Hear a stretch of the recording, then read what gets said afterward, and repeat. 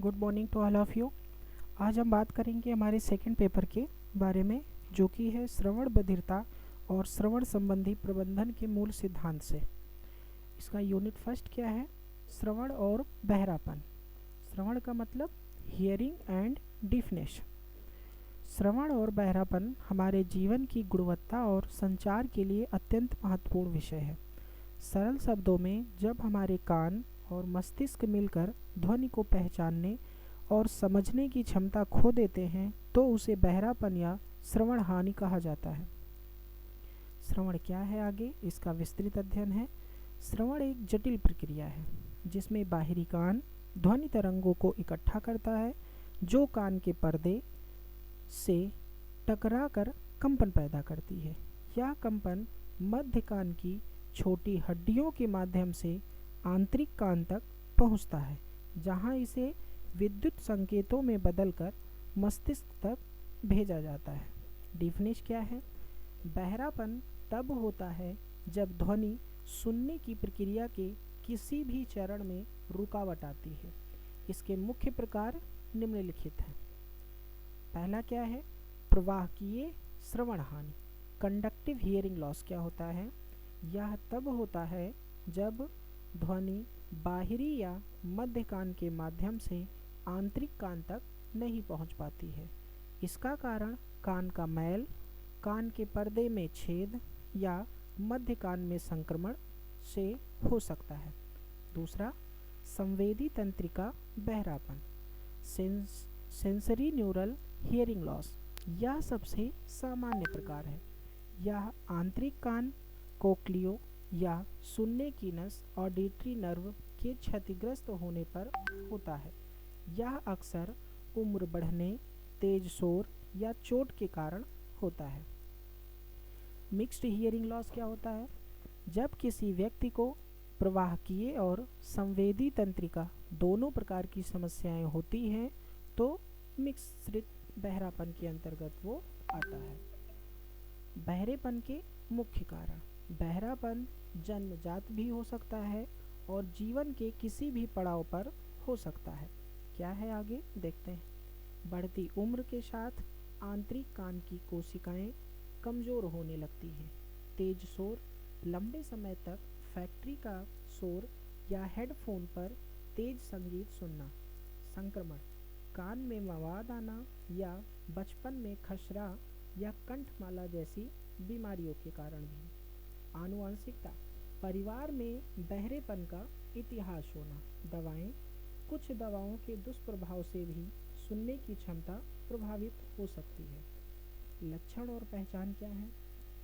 सामने वाले की बात समझने में कठिनाई होना, विशेषकर भीड़ में। टीवी या रेडियो की आवाज़ बहुत तेज करके सुनना। लोगों से अपनी बात बार बार दोहराने के लिए कहना।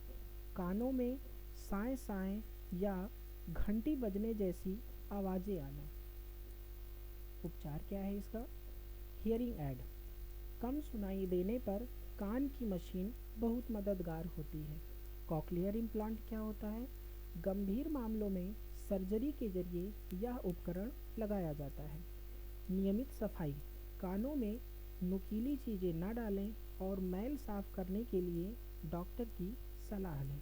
शोर से बचाओ, बहुत तेज आवाज़ वाले स्थानों पर ईयर प्लग का उपयोग करें। श्रवण का महत्व क्या है? श्रवण केवल एक शारीरिक क्रिया नहीं है, बल्कि यह हमारे जीवन के सामाजिक, मानसिक और बौद्धिक विकास का आधार है। इसका महत्व निम्नलिखित बिंदुओं से समझा जा सकता है। पहला क्या है? प्रभावी संचार, इफेक्टिव कम्युनिकेशन। श्रवण संचार का पहला चरण है।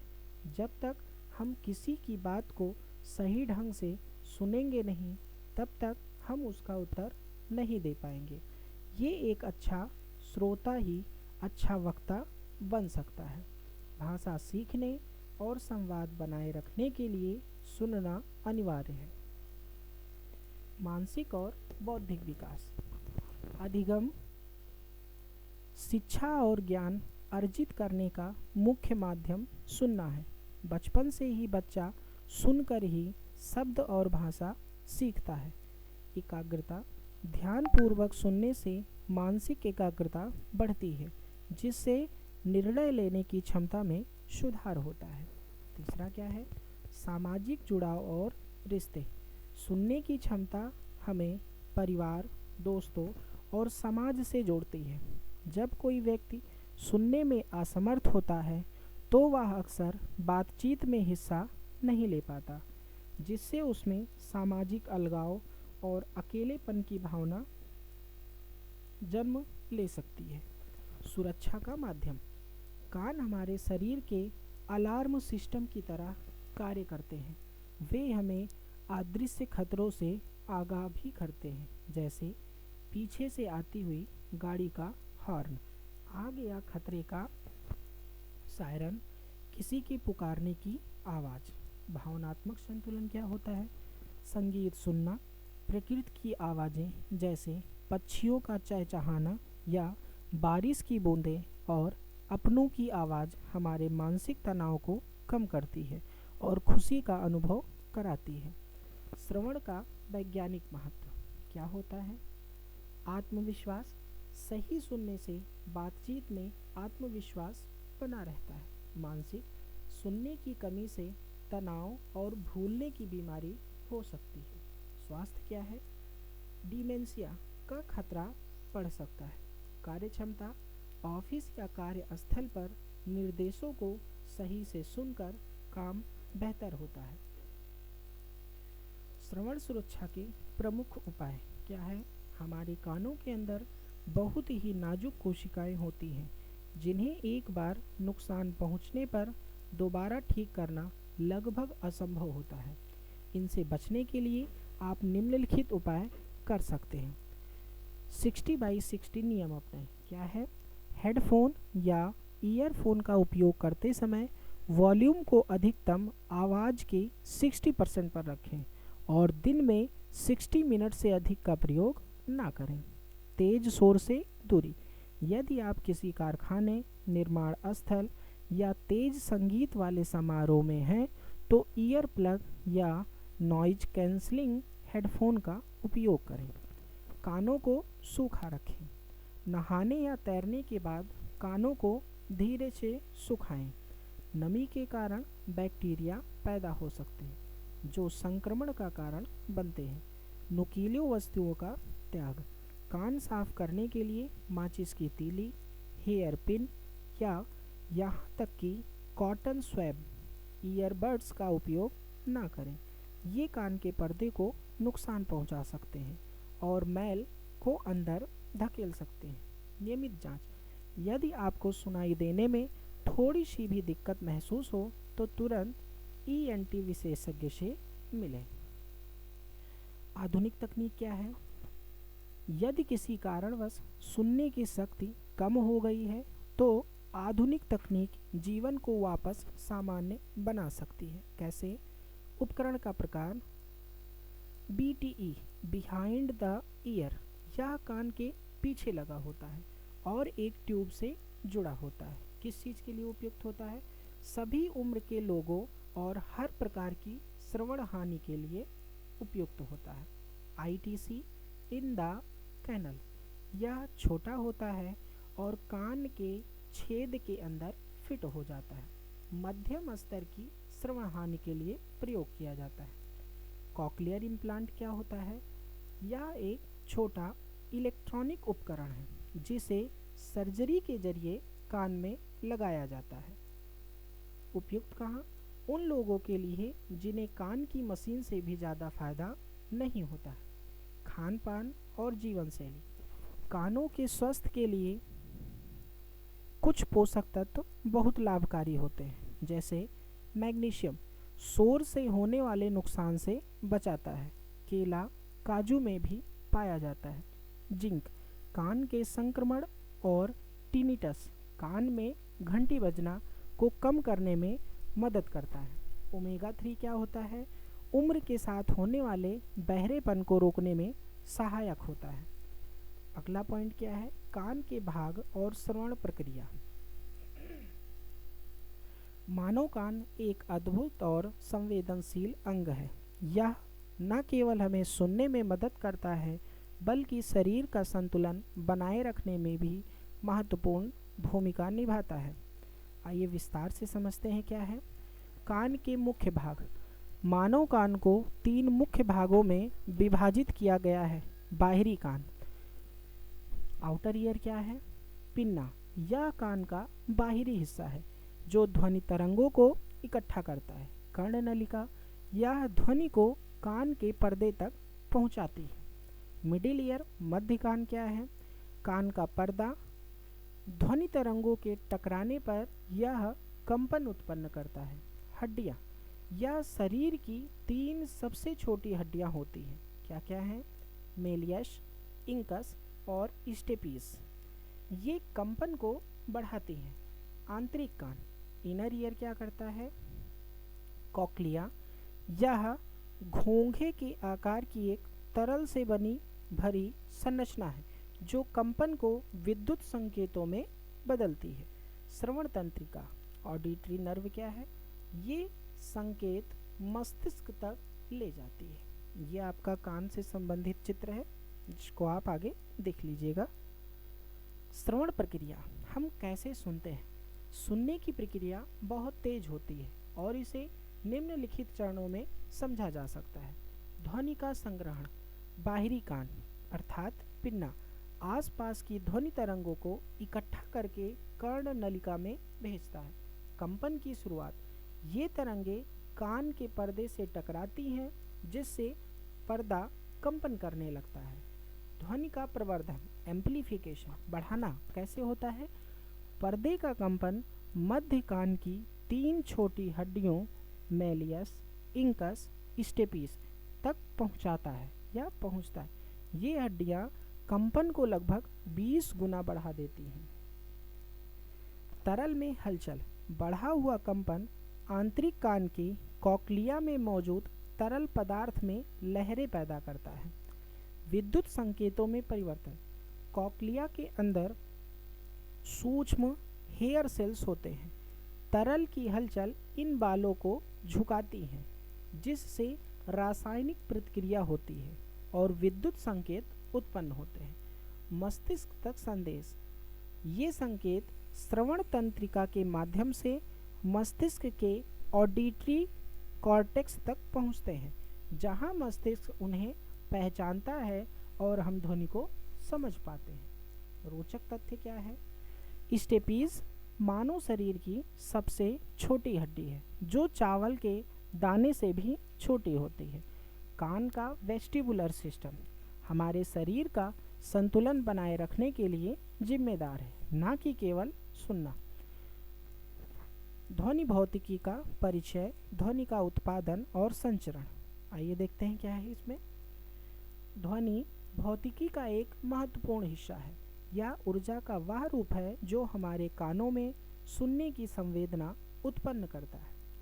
क्या है ध्वनि का परिचय?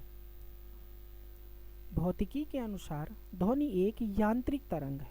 इसका अर्थ है कि इसे यात्रा करने के लिए किसी न किसी माध्यम, ठोस, द्रव या गैस की आवश्यकता होती है। निर्वात में ध्वनि यात्रा नहीं कर सकती क्योंकि वहाँ कंपन करने के लिए कोई कण मौजूद नहीं होता है।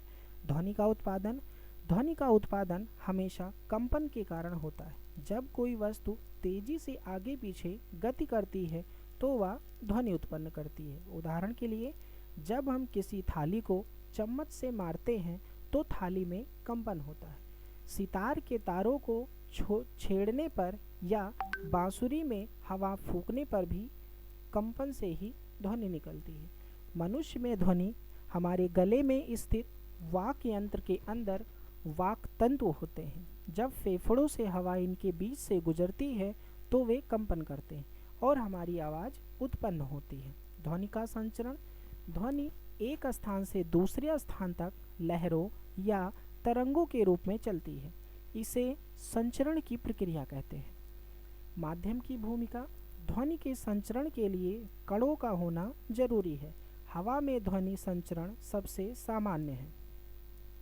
संपीड़न और विरलन, जब कोई कंपमान वस्तु आगे की ओर बढ़ती है तो वह अपने सामने की हवा को धक्का देती है। जिससे वहाँ हवा का दबाव बढ़ जाता है। इस उच्च दबाव वाले क्षेत्र को कंप्रेशन अर्थात संपीड़न कहते हैं। जब वस्तु पीछे की ओर हटती है तो कम दबाव का क्षेत्र बनता है, जिससे रेयरफैक्शन अर्थात विरलन कहा जाता है। लहर की गति, इस तरह हवा में दबाव के उतार चढ़ाव की एक श्रृंखला बन जाती है जो आगे बढ़ती है। ध्यान देने वाली बात यह है कि हवा के कण खुद चलकर हमारे कान तक नहीं आते, बल्कि वे केवल अपनी जगह पर कंपन करते हैं और ऊर्जा को अगले कण तक पहुंचाते हैं। ध्वनि की चाल, ध्वनि की चाल माध्यम के घनत्व और तापमान पर निर्भर करती है। ठोस में इसमें ध्वनि सबसे तेज चलती है, जैसे लोहा या स्टील। द्रव, इसमें चाल ठोस से कम होती है।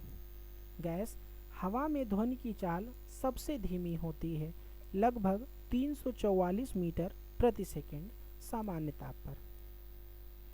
ध्वनि के शारीरिक और मनोवैज्ञानिक गुण। ध्वनि के शारीरिक गुण, ये गुण ध्वनि की भौतिक संरचना से संबंधित है और इन्हें वैज्ञानिक उपकरणों जैसे ऑडियोमीटर द्वारा सटीक रूप से मापा जा सकता है।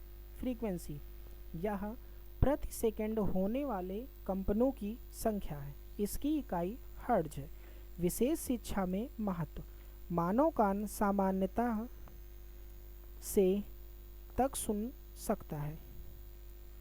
मानव कान विशेष शिक्षा में महत्व, मानव कान विशेष शिक्षक को यह जानना होता है कि बच्चा किस आवृत्ति की आवाज़ें कम या ज़्यादा सुन पा रहा है। तीव्रता क्या होती है? यह ध्वनि की शक्ति या ऊर्जा को दर्शाता है। इसे डेसिबल में मापा जाता है। विशेष शिक्षा में महत्व, यह तय करता है कि ध्वनि कितनी ऊंची श्रवण दोष की डिग्री, माइल्ड, मॉडरेट, सर्व, प्रोफाउंड, इसी के आधार पर तय की जाती है। अवधि, ड्यूरेशन क्या है? ध्वनि कितनी देर तक बनी रहती है। विशेष शिक्षा में क्या महत्व है? भाषा सीखने में ध्वनियों के बीच का अंतर जैसे का और का अवधि पर निर्भर करता है। ध्वनि के मनोवैज्ञानिक गुण, ये गुण इस बात पर निर्भर करते हैं कि हमारा मस्तिष्क और कान ध्वनि को कैसे ग्रहण करता है। पिच, तारतम्य क्या होता है? यह आवृत्ति का मनोवैज्ञानिक अनुभव है। उच्च आवृत्ति वाली ध्वनि तीखी, हाई पिच लगती है, जैसे महिला या बच्चे की आवाज़। निम्न आवृत्ति भारी, लो पिच लगती है, जैसे पुरुष की आवाज़। विशेष शिक्षा में क्या महत्व है इसका? कई बच्चों को हाई पिच ध्वनियाँ सुनने में अधिक कठिनाई होती है। शिक्षक को अपनी आवाज़ की पिच तदनुसार समायोजित करनी पड़ती है। लाउडनेस, प्रबलता क्या होती है? यह तीव्रता का मनोवैज्ञानिक अनुभव है। कोई आवाज़ हमें कितनी तेज सुनाई दे रही है। हियरिंग ऐड लगाते समय लाउडनेस का ध्यान रखा जाता है ताकि आवाज़ बच्चे के लिए कष्टदायक ना हो। टिम्बर, गुणवत्ता क्या है? यह वह गुण है जिससे हम दो समान पिच और प्रबलता वाली आवाज़ों के बीच अंतर कर पाते हैं, जैसे बांसुरी और गिटार की आवाज़ में फ़र्क। क्या महत्व है इसका? यह बच्चे को अलग अलग लोगों की आवाज़ों और पर्यावरणीय ध्वनियों को पहचानने में मदद करता है। विशेष शिक्षा में इन गुणों का समन्वय। विशेष शिक्षा में स्पीच स्पेक्ट्रम या बनाना ग्राफ का बहुत महत्व होता है, जो यह दर्शाता है कि भाषा की विभिन्न ध्वनियाँ एस, एफ, त, टी, एच, ए, ओ, ई किस आवृत्ति और तीव्रता पर आती हैं। एक चार्ट है, इसके बारे में अध्ययन करते हैं। शारीरिक गुण, आवृत्ति। मनोवैज्ञानिक गुण क्या होता है इसका? तारतम्य या पिच। मापन की इकाई किस में है? हर्ट्ज में होती है। तीव्रता, इंटेंसिटी, इसका मनोवैज्ञानिक गुण है। प्रबलता, किसमें इसका मापन किया जाता है? डेसिबल में किया जाता है। तरंग रूप, वेव फॉर्म, इसकी क्या होती है? गुणता होती है। टिम्बर, ये हार्मोनिक्स में आपकी मापने की इकाई होती है।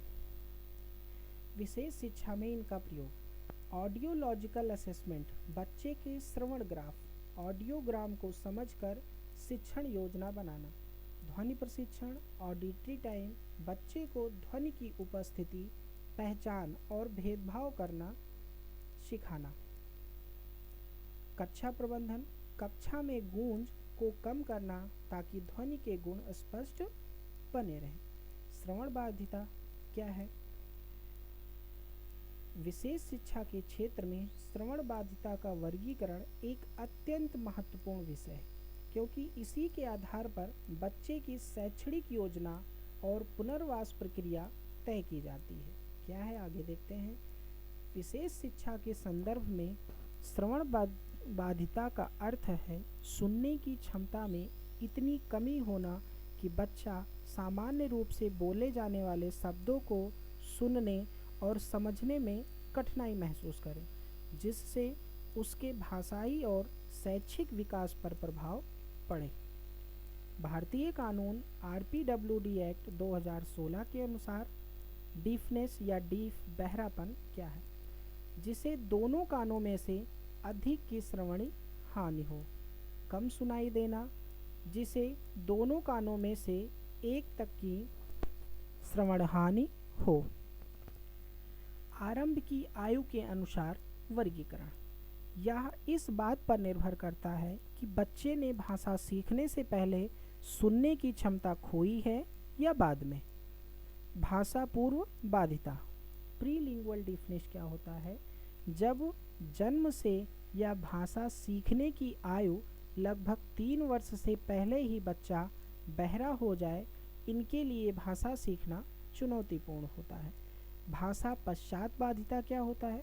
जब बच्चा भाषा सीख चुका हो और उसके बाद उसकी सुनने की शक्ति खो जाए। ये बच्चे बोलना जानते हैं, इसलिए इन्हें शिक्षित करना अपेक्षाकृत सरल होता है। तीसरा क्या है? प्रकार है।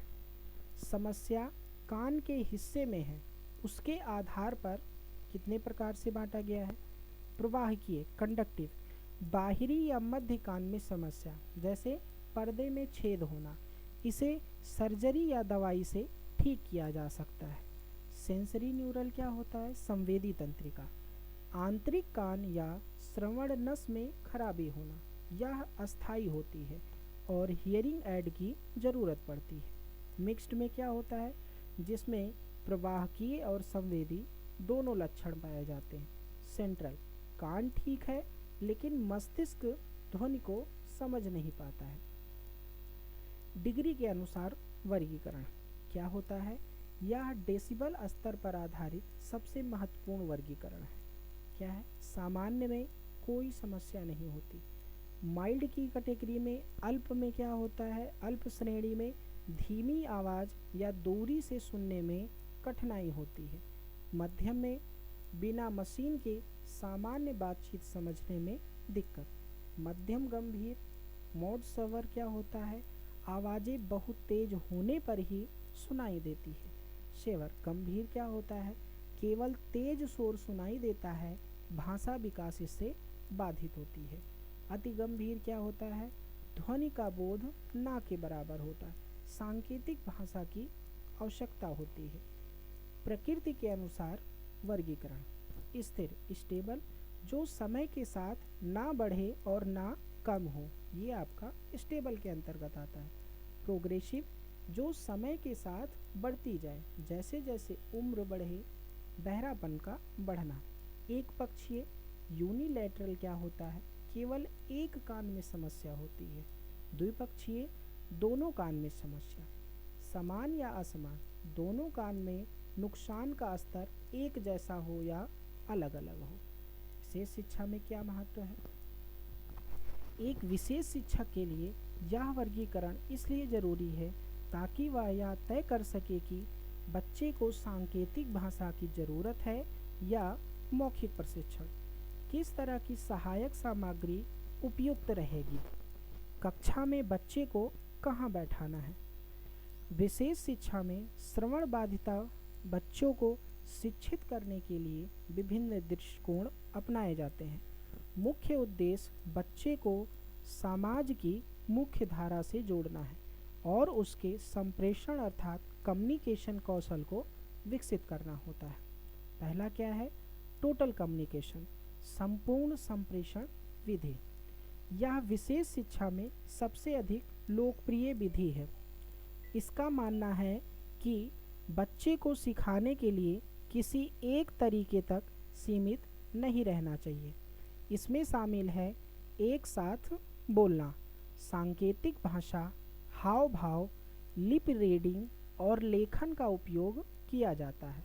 यह बच्चे को अपनी बात कहने के लिए लचीलापन प्रदान करता है। मौखिक दृष्टिकोण, इस विधि में सांकेतिक भाषा का प्रयोग वर्जित है। इसका पूरा ध्यान बच्चे की बची हुई सुनने की क्षमता और बोलने के कौशल पर होता है। श्रवण प्रशिक्षण, ऑडिटरी ट्रेनिंग, बच्चे को हियरिंग ऐड के माध्यम से आवाज़ पहचानने का अभ्यास कराया जाता है। वाक् पाठन, बच्चा सामने वाले के होठों की हलचल और चेहरे के भावों को देखकर बात समझता है। लाभ, बच्चा सामान्य सुनने वाले लोगों के समाज में आसानी से घुल मिल जाता है। सांकेतिक भाषा क्या होती है? गंभीर और अति गंभीर श्रेणी के बच्चों के लिए यह प्राथमिक भाषा होती है। भारतीय सांकेतिक भाषा, इसमें हाथों के संकेतों, शरीर की स्थिति और चेहरे के भावों का उपयोग व्याकरणिक रूप से किया जाता है। यह बच्चे के संज्ञानात्मक विकास में तेजी लाती है, क्योंकि यह उनके लिए सबसे सहज माध्यम है। क्लासरूम स्ट्रेटजी क्या होनी चाहिए? एक विशेष शिक्षक के रूप में कक्षा में निम्नलिखित सुधार करने होते हैं। बैठने की व्यवस्था, सीटिंग अरेंजमेंट, बच्चे को शिक्षक के ठीक सामने पहली पंक्ति में बैठाया जाना चाहिए। लगभग दूरी कितनी होनी चाहिए? 3 से 6 फीट। शिक्षक का चेहरा प्रकाश की ओर होना चाहिए ताकि बच्चा स्पष्ट रूप से देख सके। दृश्य सहायक सामग्री, चार्ट, मॉडल, वीडियो, सबटाइटल्स के साथ व्हाइट बोर्ड का अधिक प्रयोग करना चाहिए। गूंज को कम करना चाहिए। कक्षा में पर्दे या रबर मैट्स का उपयोग करें ताकि ध्वनि गूंजे नहीं और हियरिंग ऐड में आवाज़ साफ सुनाई दे। पीयर ट्यूटरिंग, सहकर्मी सहायता क्या है? सुनने वाले बच्चों को श्रवण बाधित बच्चे का बडी बनना ताकि वे नोट्स लेने या निर्देश समझने में मदद कर सके। सहायक तकनीक क्या है? FM system. शिक्षक एक माइक्रोफोन पहनता है और आवाज़ सीधे बच्चों की हियरिंग ऐड में जाती है। यह शोर वाले कमरों में बहुत प्रभावी होता है। लूप सिस्टम क्या होता है? कक्षा में एक तार का लूप बिछाया जाता है जो चुंबकीय तरंगों के जरिए ध्वनि पहुंचाता है। स्पीच टू टेक्स्ट ऐप्स, शिक्षक की आवाज़ को मोबाइल या टैबलेट पर लिखित रूप में बदल देते हैं। ये किसका कार्य है? स्पीच टू टेक्स्ट का कार्य है। अब बात करते हैं यूनिट सेकंड की। यूनिट सेकंड क्या है? बहरेपन के कारण, निवारण और उसका क्या प्रभाव पड़ता है, इसके बारे में। श्रवण हानि का मुख्य कारण। श्रवण हानि के कारणों को समय के आधार पर 3 मुख्य श्रेणियों में बांटा जा सकता है।